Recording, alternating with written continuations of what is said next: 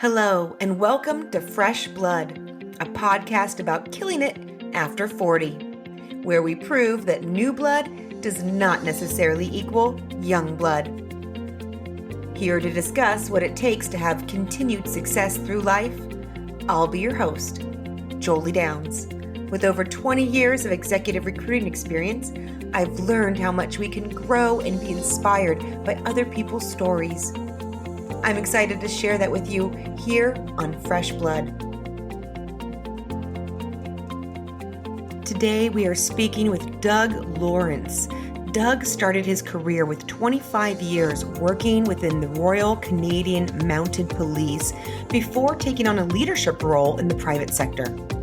Doug is now an international certified mentor, spending the past 21 years developing tools and programs to help mentor individuals and improve company culture, thereby increasing productivity and lowering employee turnover for his clients. With over 25,000 hours in the field of mentoring itself as a speaker, author, facilitator, trainer, researcher, and practitioner, Doug is well and truly a mentoring expert. He shares his years of knowledge in his book, The Gift of Mentoring, and with the International Mentoring Community, which he co-founded in 2018. I am so excited to learn more about your story, Doug. Please, could you tell us a little bit about your path to getting where you are today?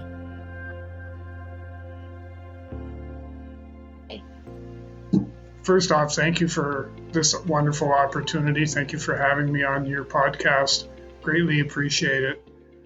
That's a really good question. I'll do the Reader's Digest version, which is Saskatchewan, Canada farm boy, grew up wanting to be a member of the Royal Canadian Mounted Police and was successful in doing so. Spent 25 years thereabouts bouncing all over Canada, spent time in, that sounds rather terse, but was stationed in the Arctic and we actually spent 9 years up in the Northwest Territories before eventually coming back to, as we call it, civilization, for lack of a better choice of words. But so in the RCMP, and then from there I went into the private sector in some leadership positions, back into provincial government. And in the fall of 2009, after job coaching university students, and that's a whole nother story, I ended up starting my own business, Talent C People Services Incorporated, and we're primarily, if not all, focused on mentoring, so all things mentoring. And that's where I am today. I'm a full-time international mentor. I work with individuals in all walks of life and all levels of an organization. And just recently, we've launched a certification. It's a certificate of competence journey mentor with a focus on working with individuals who are struggling with mental health, mental well-being challenges. And so the mentoring part fits right into that support structure quite nicely. And so that's one of the things we're definitely moving forward with. Oh, that's fantastic. And especially right now, it is so needed. So thank you for doing that. That's wonderful. I'm really fascinated. There's a lot of things in here that I'm fascinated with, so I'm not quite sure where to start.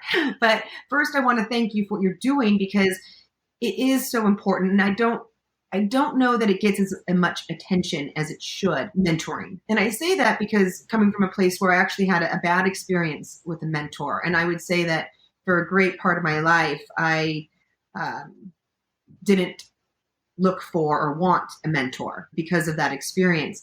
But then I had someone be a really good mentor without me asking for it or trying for it.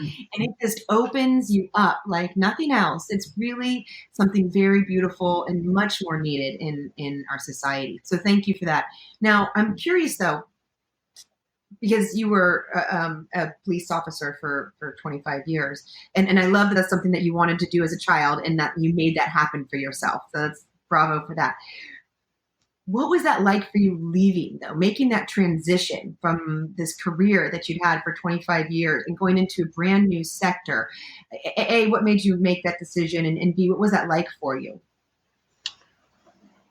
So why did I make that move? It was, I read two things. Number one, the first was that I was concerned that I would not be marketable if I stayed in the RCMP much longer. It would be one of those things where you're at that crossroads and you have to make a decision. Do I go left or do I go right, or do I stay the course? And for me, it was, I didn't want to end up doing jobs that I used to look at and say, when and if I do retire from the police force, the last place I want to go and work is there. And so I didn't want to be forced into having to make that decision. And so I left the force somewhat on my own volition, but the other part that pushed me out was the culture. The RCMP culture had started to shift back then, and it was becoming more of a workplace that it wasn't as desirable as when I first joined the force. So there was that contributed to my decision as to where I should go and when I should go. And I made the decision that I had this opportunity to get into the private sector, into a leadership position, and to be able to do what I now know as mentoring, but to be able to mentor others to help them grow from a leadership perspective. Because you see, even in the RCMP, I was in leadership positions most of my career. I worked, with other people in different roles and responsibilities and that. And I became a mentor, unbeknownst to me, that's what it was called, but I became a mentor to a lot of people as they were going through their career in the RCMP, whether it be as a police officer or whether it was as a civilian member, a public servant, all of those different categories of employees, that I became that person that they could reach out to for guidance, not so much as to tell me what I need to do to fix this, but ask me a series of questions to help me figure it out on my own. Mm-hmm. That's great. That's wonderful. And what was that like as a transition for you going, because the police force is really it's a very specific type of role that you're holding, and then to go into a completely different realm, and then you had 25 years in, so it's a little bit, you're in midlife at this point. Yes. So was it scary for you? Was it exciting? How was that transition for you? I ask because I assume that a lot of people are probably in some transition times right now. So I found it was challenging, but it was also exciting at the same time. The transition from the RCMP life to the private sector, one of the things that I now suggest to people is don't quit your one job on a Friday and start your next one on a Monday, because that's probably not going to work well. And it didn't. I landed at the wrong time. It was the annual performance reviews that were taking place. And of course, tied to that, because it was a private sector, where performance bonuses and all that. So everybody was walking on pins and needles as to, am I going to get my bonus this year or not? And nobody had time to help me transition from my RCMP days into the private sector. So I sat in limbo for, probably a couple of weeks. And that's 2 weeks that I probably could have just said, I'm going to take that time to discharge everything that I've had in my mind about my time in the force and start to recharge to get ready for my new challenges and stuff.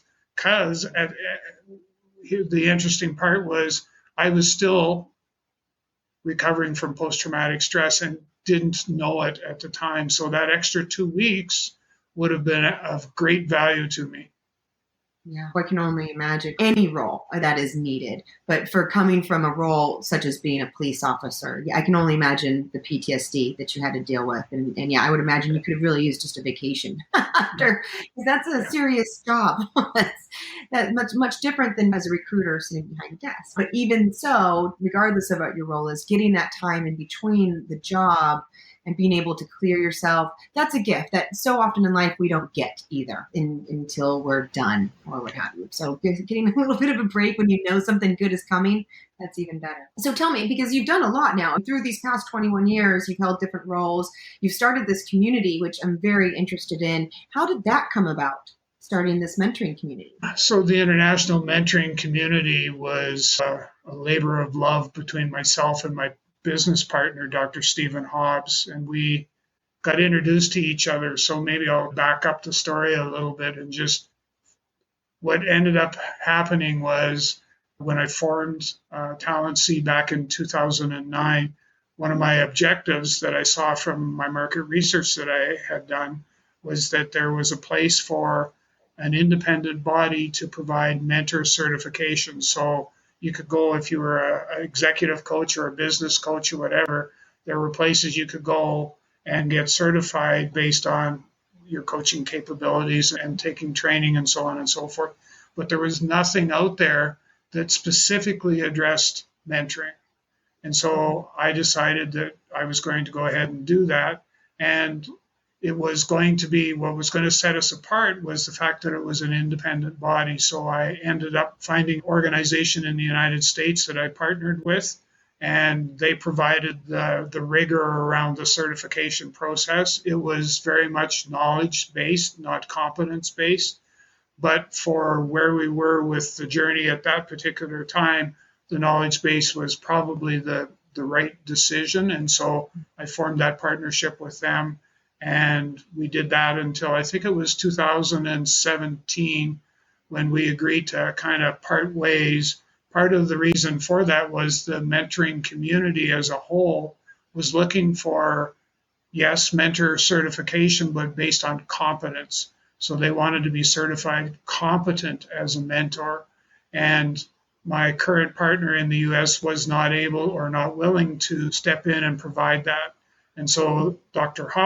Stephen Hobbs, and I started to have conversations. We did a couple presentations to my old partner to say, okay, we can help you get along this path. Long story short, Dr. Hobbs is my guru go-to person for ISO, for International Standards Organization, which governs the certification of people with one of the ISO standards. So he and I started to put stuff together. We started to create competency statements or action outcome statements, and we put all this stuff together. And where we are today now as a result of that is we have 4 different certifications, 2 that are competence-based and 2 that are knowledge-based. And so it's a progressive step that you can go through. And what we've set up is that the international mentoring community is the independent body for the certification of mentors.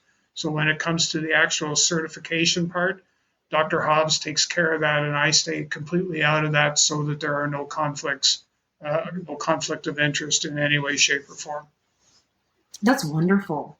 And I love that this was all born because you couldn't find something specific to that, so you built it. That's such a key to success right there. What would you say, because you have done a lot for your life here, what would you say is key to continued success throughout life? Perseverance, for sure, without a doubt. And I had some stumbles and falls and picked myself up and dusted myself off and said, okay, don't do that again. But it would definitely be persistence. And I know that we need to believe in ourselves. All too often I find, even with people that I'm working with in a mentoring relationship, is their body language will tell me a story that they don't believe in who they are as a person. And it's very difficult to be able to, if you're selling services or goods, who's going to buy from somebody who doesn't believe in themselves in the first place? Mm-hmm. What do you tell them to help them with that? Because that's a big deal. The body language speaks volumes. What's some advice that you would give people who might be embodying that without realizing and can make some quick changes to help themselves? One of the simplest techniques, and it's so simple that most people will go like, really, is to take yellow Post-it notes, the sticky Post-it notes, put them on your mirror in your bathroom and write positive affirmations on there. I am a good person. I deserve to be treated well, and just keep adding them, and we'll change them every day or every couple days. But it's the positive affirmations. And I have lots of people that we've done that with, and it's been absolutely remarkable, the outcome that's taken place. I had one young lady that we went through the whole, I called it a makeover process that we went through. And how I described her was that when I first met her, if she were to walk into a dark room, you'd never see her. And after she spent some time and we went through and we did the positive affirmations, we did a number of different things. If she were to walk in a dark room, she'd light the room up. Her positive energy was just out of this world. And it was only because she made that shift from not believing to believing. God, I love that. It's so true. It makes all the difference in the world. And there are a lot of people who make fun of affirmations, and it is a life changer. I can attest that I've used them on myself, and I've actually put notes on my own mirror. And it's a retraining of your brain, if Yeah. you will, because let's be honest, a lot of us are really mean to ourselves, and it's really sad, and it shouldn't be that way. And affirmations help change that process. That's a great suggestion. And now, what about, you mentioned we all have challenges. We all have challenges and obstacles that we go through. What's been one of your greater challenges or obstacles that you dealt with that you really learned something from?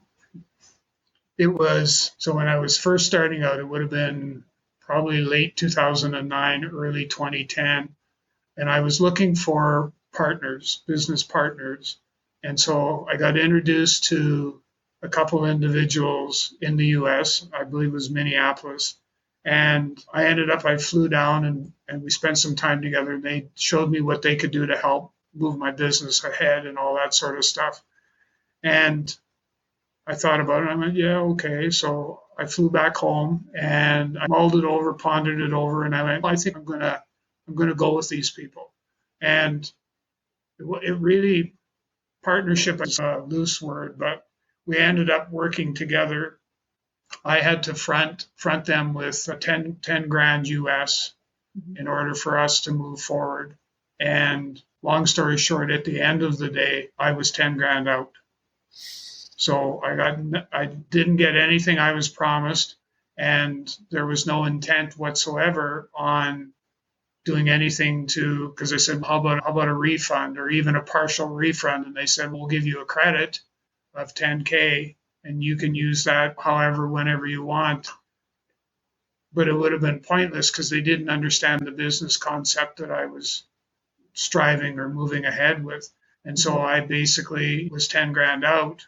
And so what that taught me was that I needed to be extremely cautious, extremely careful about the business partners that I chose. And one of the sort of the standing rules I have is if you want to do business with me, explain to me what my business is. So what have you done to research to be able to do that? Who have you talked to? Who have you asked questions? When I was in the RCMP, I used to deal with vendors a lot. And I used to sit down with a vendor at coffee, a new vendor who would say, I want to do business with you. And I would turn around and say, so what is my business? And what are my 5 most pressing needs that we as an organization have today that you can help me out with? And the majority of them couldn't answer that question. That's really good advice right there for everybody who wants to do business with anybody. Really. That's really good. Now, how do you, let's say someone wants to work with someone, and this is really great, and they do some research. How do you figure out what the problems are that someone is facing without talking to them? Is there a way, or is there certain questions that you can ask that can help you get to that before you start jumping in? Yeah, typically if you have a good sense of the questions that you need to be asked. So I always suggest to vendors, turn it around, ask me the same questions. If I were to come to you as your new business partner, what would be the top 5 things you'd want me to deal with first? So I'm finding out by asking questions. And I'm getting the answers that I need where I can turn around and say, and I've had vendors say, I can't bring any value to what it is you need, but I know somebody who could. And so let me introduce you to that person. So Exactly. I remember, I can still see him. I thought I worshiped the ground that he walked on because he was the true customer service business executive. So he'd always sit down with me and he would be the vendor and I would be the client. And he'd say, so the challenges that you've got are this and this. I can help you with these 2, but I can't even come close. I'm the wrong person to bring in to work on this 3rd one, but I do have somebody that I can introduce you to. And I used to think, here's a guy that's willing to give up business to give to somebody else, but it's in the best interests of me being his client. And that, to me, that spoke like just copious quantities of, here's a guy with a lot of intestinal fortitude that's going to put my me seeing the value in him as my client executive over having to make a sale. And let me ask you this. Obviously, you still remember this person very Yeah. clearly. Oh, yes. Yeah. Yeah. Those people, you don't forget those people. They make an impact. Yeah. No, it's wonderful. And that's just as a lesson in good business right there. Helping others really helps you out. That's great. Now, what about the flip side of it? What have been, because you've done a lot, what have been some of your greatest successes that you feel like, either personal, professional, and what have you learned from it? I think some of my greatest successes would be seeing some of the people that I worked with blossom into just phenomenal leaders in the organizations. And a lot of these were individuals that were in the RCMP and not necessarily uniformed police officers, but I can think of 2 or 3 public servant employees that stepped to the plate and actually took on leadership roles and did so very well. And with obviously a little bit of mentoring and stuff like that. One of the things they used to say was, if you go into Doug's office and you got a problem, you better bring a solution, because he's going to ask what's the solution. And if you don't have one, he's going to he'll do one of 2 things. He'll send you out and have you go and figure out what a solution might be, or he's going to ask you a bunch of questions and he's going to guide you to what the solution is. He's not going to tell you what it is, but he's going to guide you to it. And when I look back now and I look at all those people that I worked with, that's probably the greatest accolade I could ever ask for, is seeing them blossom into what became some of the greatest leaders that I ever knew in the RCMP. And they weren't always police officers. That's great. That's beautiful too, and so important all around. I mean, you don't, when you influence people in that way and have that impact on people, you really don't know your full impact. That's just rippling forward. So I think that's beautiful. And what about, because you've worked in so many different types of sectors and in different ways, I'm curious, has your definition of success changed through the years? And if so, what is it now? I think it probably has changed, and I think that it's changed from the aspect of, I now focus, my success story is premised on value. And so when I sit down with a client today, one of the things that I tell them right up front is that if I don't think I can bring value, I will not engage with your organization. So that's one thing. And the second is that if at any time through the course of our time together, in our engagement together, if either one of us feels that I'm not bringing value, or I don't think I'm bringing value, we need to stop the engagement and have that conversation as to what's missing and what do we need to do differently to make sure that the value is there going forward. I like that.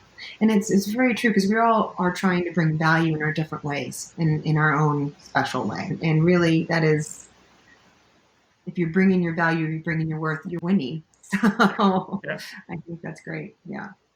Now, I want to back up really quick, just because there's the niggle in my brain. You brought up living in the Arctic, and I know it doesn't have to do much with success, but I'm just fascinated. What was it like living in the Arctic, and how did you get through living in harsh weather like that? One of the places that we were there for 2 years, we were there by ourselves. I was the only police officer in the community, and my closest backup was about 30 minutes by aircraft. It was about 500 people. It was about 480 Inuit and about 20 white people, which would be, the Coast Guard had, I think, 2 or 3 guys to teach. There was teachers there to teach school. There might have been, I'm trying to think, I can't remember. I think the Hudson Bay manager was white as well. But Hall Beach was probably, that's where we were, was Hall Beach in the Eastern Arctic, or Nunavut now, I think is what they call it. And we were there by ourselves. We had this beautiful house built on the shore, right along the shore of the Arctic Ocean.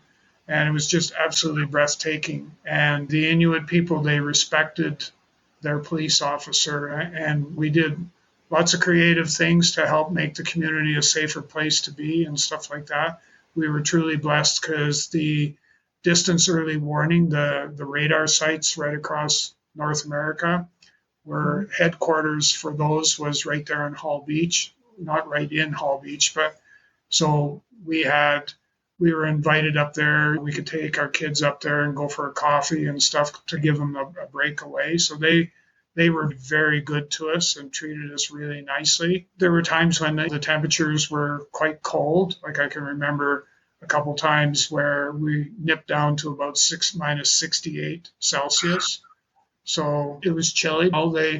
We had a heated house and a heated garage, so my police vehicle was always kept in the garage, kept warm and stuff. And it was good. A lot of people don't see too. Yeah, my children, my daughter and son, they played with amongst themselves because there really wasn't too much going on until I think my daughter took kindergarten and grade 1 in the local school, so it was taught in Inuktitut, so they pre-taught her in English.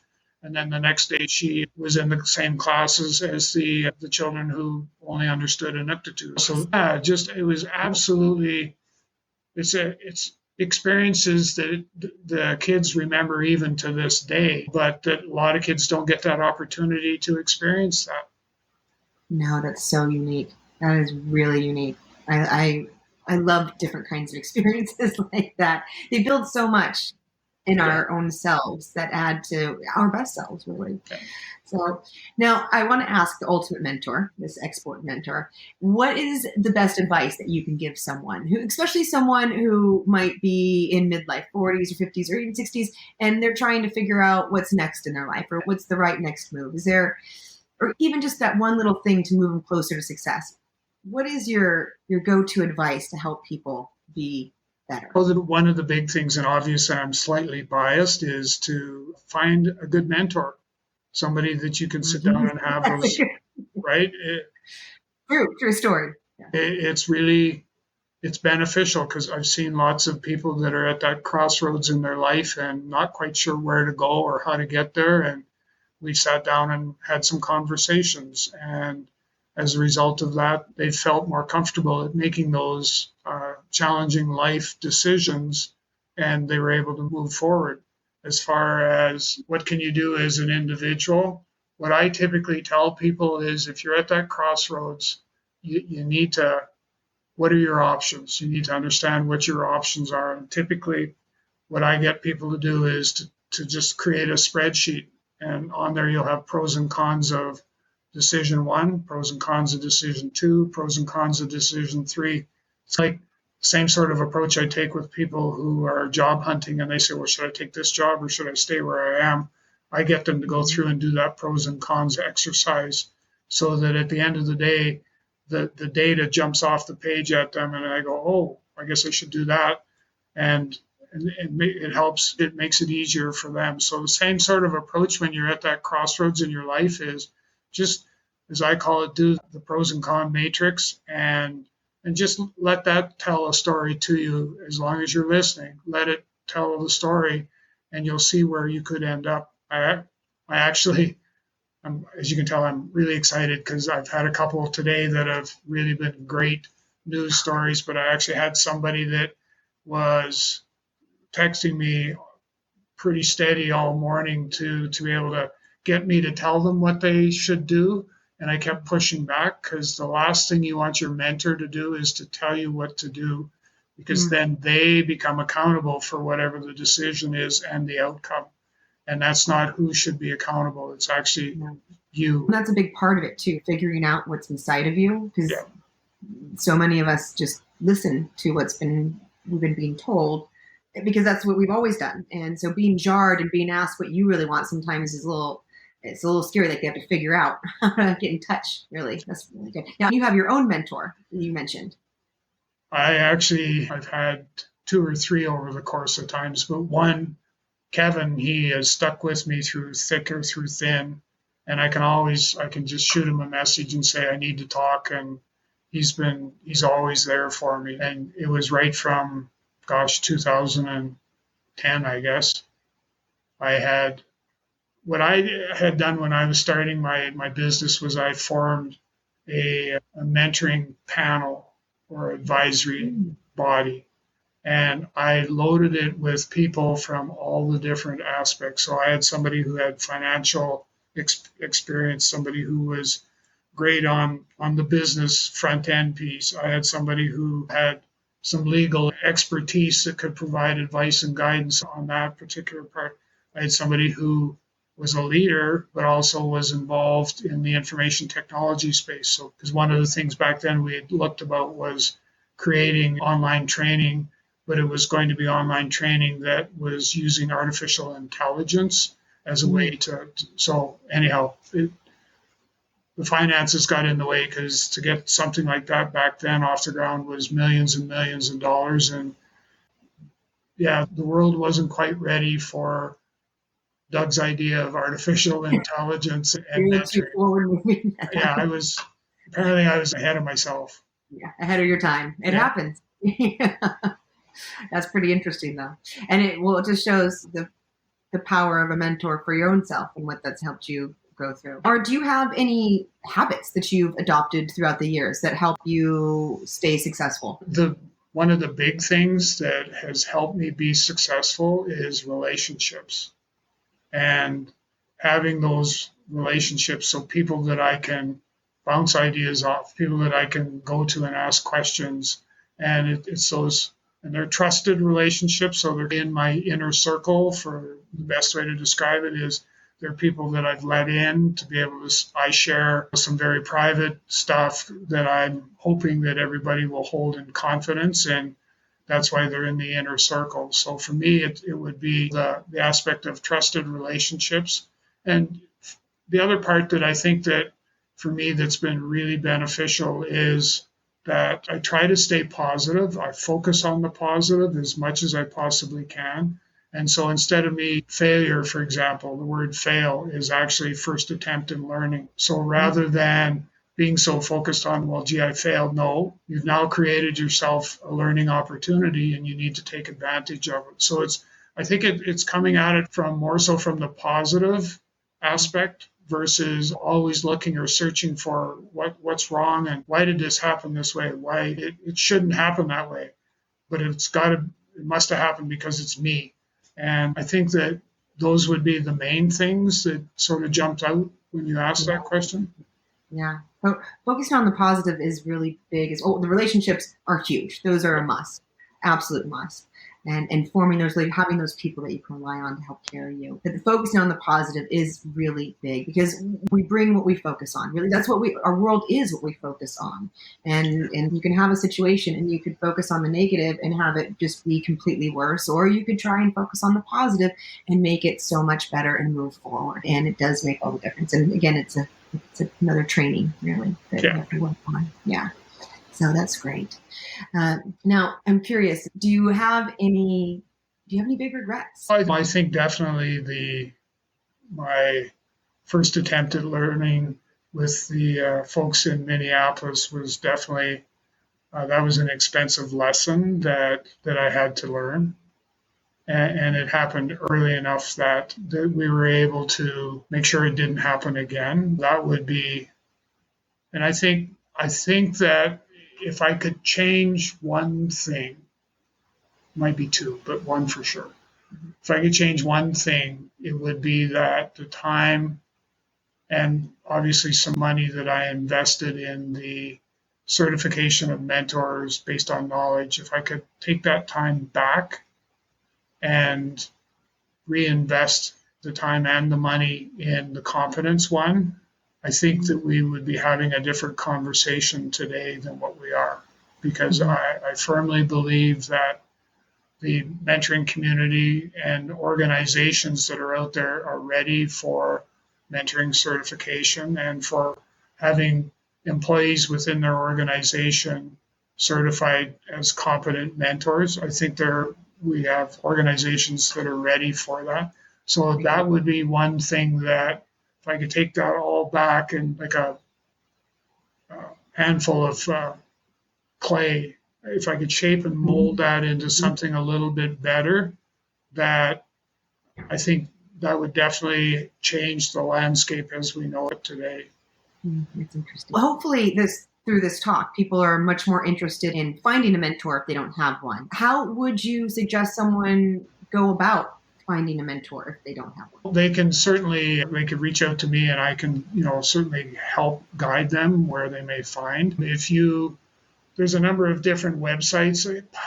I get asked that question a lot. Typically, my response is, what industry are you looking at? So say, for example, you're just a newly minted accountant starting out working in, the financial sector. A lot of those places actually have, or a lot of those organizations actually have mentoring programs, and they have mentors that they can do. I sit on a board for IT professionals here in Saskatchewan, and one of the things I did probably 4 years ago now, I guess it would be, was we implemented a mentoring program for IT professionals.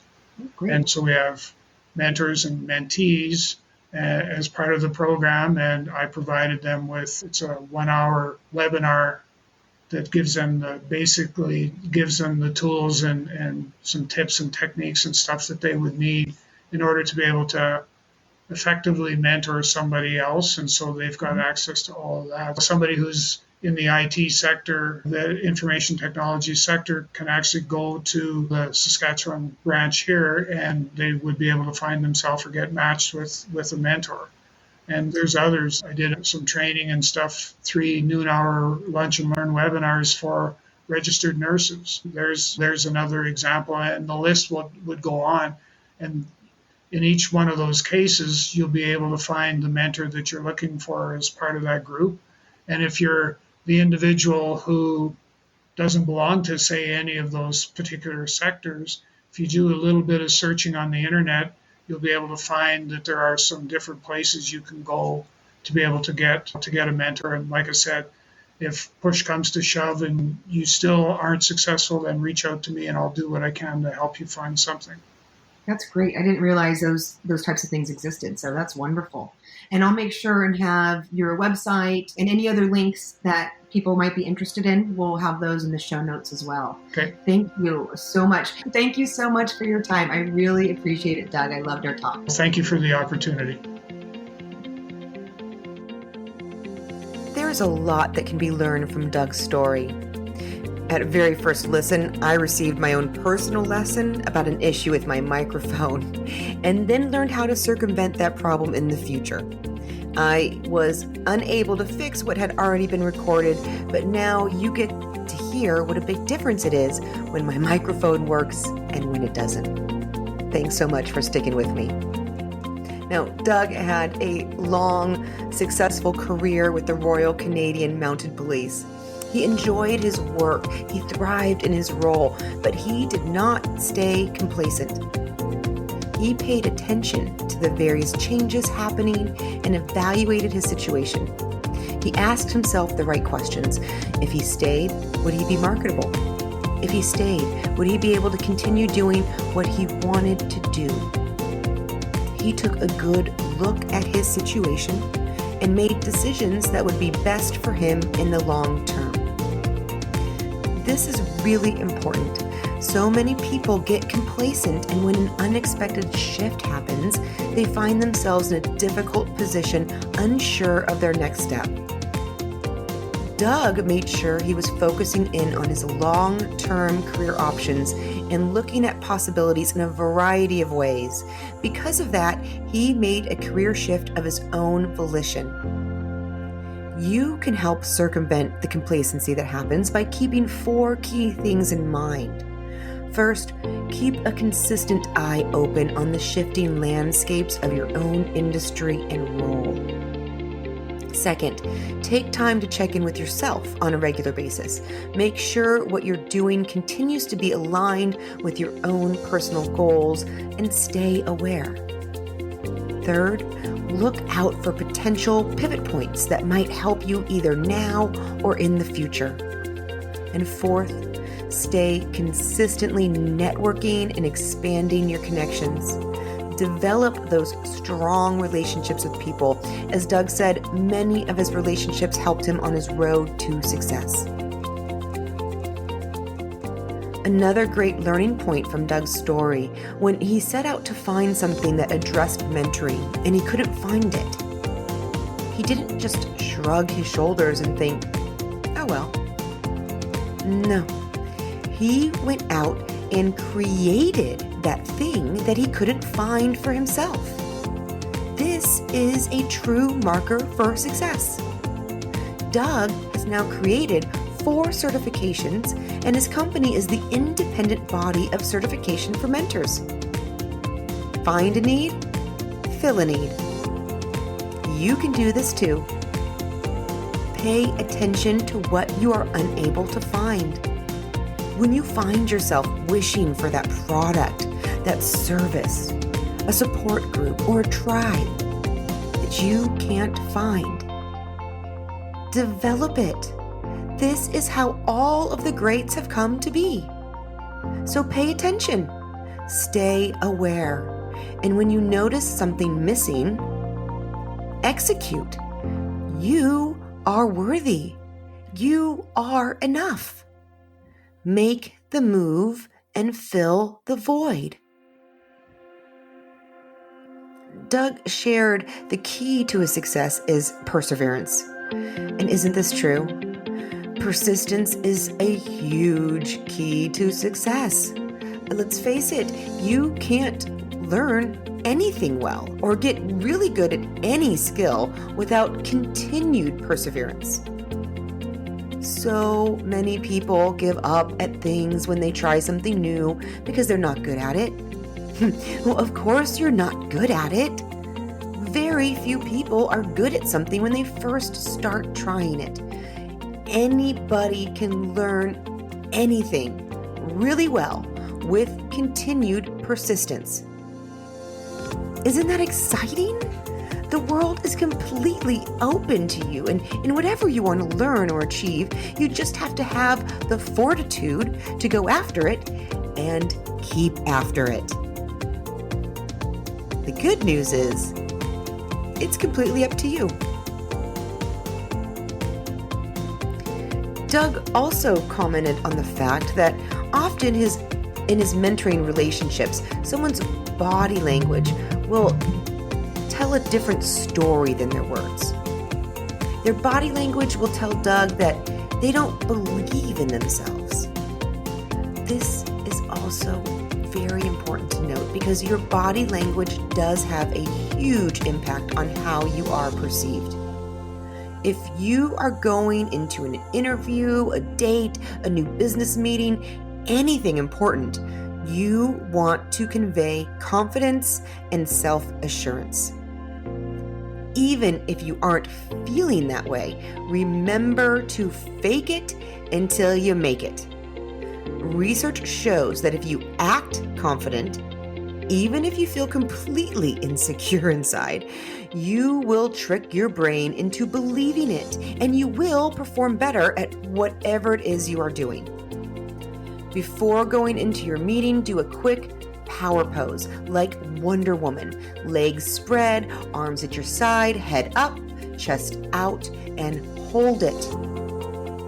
It takes less than 2 minutes for changes to kick in inside of your brain and affect your confidence. A power pose not only reflects power, it also creates power inside of you. Once you've done that and you're ready to enter, keep your head up, your shoulders back with good posture, make direct eye contact, and smile. Smiling is incredibly powerful. Even if you don't feel like it, smile. It will change your mood. It will trick your brain into feeling more positive and therefore more confident. It's also proven that smiling makes people think you are smarter than you are. So, win-win. I also loved Doug's suggestion of positive affirmations. This is another incredibly powerful point and not given nearly enough credence for what something so simple can accomplish.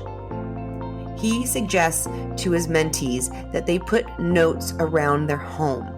Things that say things like, I am a good person. I deserve to be treated well. I am enough. Prominent self-help and success gurus all agree. These subliminal messages are powerful in helping you feel happier and have more overall self-confidence. You can also adapt them for your goals. Things like, I'm the new VP at ABC, or I am the first place winner in XYZ, and place them around your house where you can see them. I have seen how this has impacted my own life and those of countless others that I have put messages on my own kids' mirrors. I highly suggest you adopt this practice as well. It helps retrain your brain and lights up that positive energy within you again.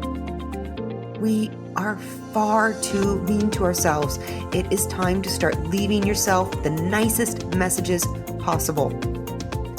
You deserve to be treated well, both by others and especially by yourself. Doug had great business advice as well. When trying to work with someone, make sure you've done as much research as possible and immediately drill down to what the person's main needs are. What are their pain points? How are you going to be able to help them? If you don't know how you can be of service right off the bat, ask them what are your 5 most pressing needs? If you could magically have any problem fixed right now, what would it be? If we started working together and a year from now you thought this was the best decision you'd ever made, what would I have done to make you feel that way? If I were your business partner, what would be the top 5 things you'd want me to deal with? Once you find out these answers, you will know exactly how you can help them move forward. And if you're not the best person for the job, if you cannot bring that value that is needed, then refer them to the best person. This is the universal law that I have found. The common thread among all of these success stories is that once you focus on helping others, you end up helping yourself. So do yourself a favor and be the most upstanding, honest business person you can be. You'll find yourself with a roster of loyal clients and employees. I also appreciated Doug's advice around making decisions. As he wisely pointed out, having a mentor doesn't mean you have someone making your decisions. You need to be accountable for your own self. You have to get in touch with your own reality and find the answers inside.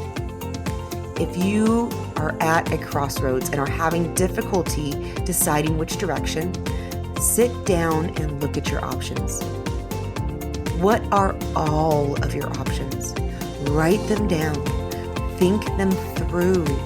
Understand them. Then create that list with your pros and cons on each of the various decisions. As Doug said, the list will tell a story if you listen. Once you finish, you'll find the details will jump off the page, either by the sheer number on one side or the other, or because of that one single thing that becomes glaringly obvious as a deal breaker or deal maker that jumps out over all the others. Either way, this will help you find your answer. Finally, Doug urges us all to find a good mentor or become one for someone else. A good mentor is someone you can sit with, trust, and talk through your professional goals. You can find mentors through organizations dedicated to certain industries. Sometimes your employer has mentor programs. You can find them on LinkedIn, or you can reach out to Doug and he'll help you find one. Thank you for that, Doug. According to Forbes, studies show that good mentoring can lead to greater career success, including promotions, raises, and increased opportunities. Mentoring also results in higher employee engagement and retention, providing a higher level of overall happiness. Another win-win.